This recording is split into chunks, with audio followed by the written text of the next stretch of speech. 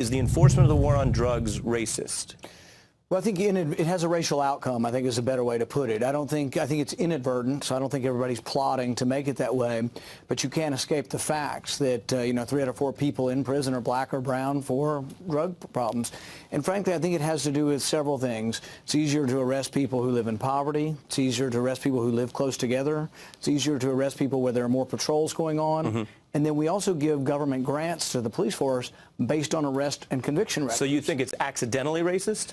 Well, yeah, I think it has a racial outcome, and that's one reason. We should fix it whether it did or didn't have a racial outcome. But because it has a racial outcome, I think there's even stronger motivation that, if I told you, 10 people were being put to death that were black for every one, you'd be concerned, would there be a racial element to that? Yeah, I think it should give us more drive to fix the problem. But the problem really of the war on drugs is taking a lot of people who make youthful mistakes. It's punishing them for a lifetime. And I think if we can get them back into both voting as well as working, they're much less likely to get in trouble. And yet, Senator Booker, how we define the problem affects the approach we take. Is it a segregation problem that's race-based, or is it accidental? Do you think it's accidentally racist or explicitly so? I think you're complicating this far more than it needs to be.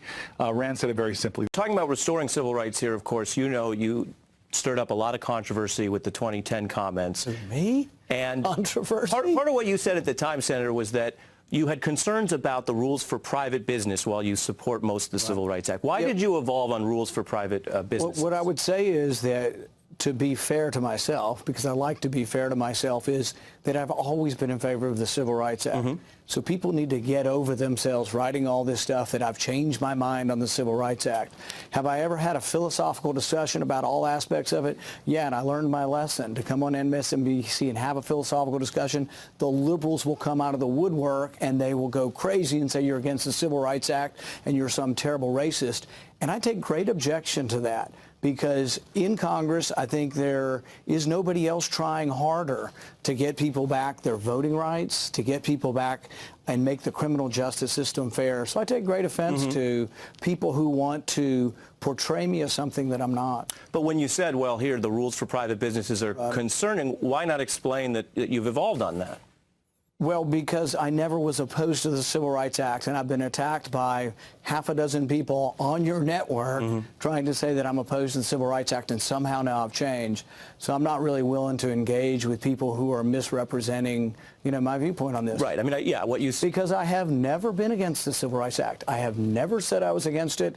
So for people to say that, really, they don't want to have an honest discussion about it. Right. No, I think the honest discussion is, you said that some titles of it, Title II and Title VII, that relate to the honest discussion of it would be that I never was opposed to the Civil Rights Act.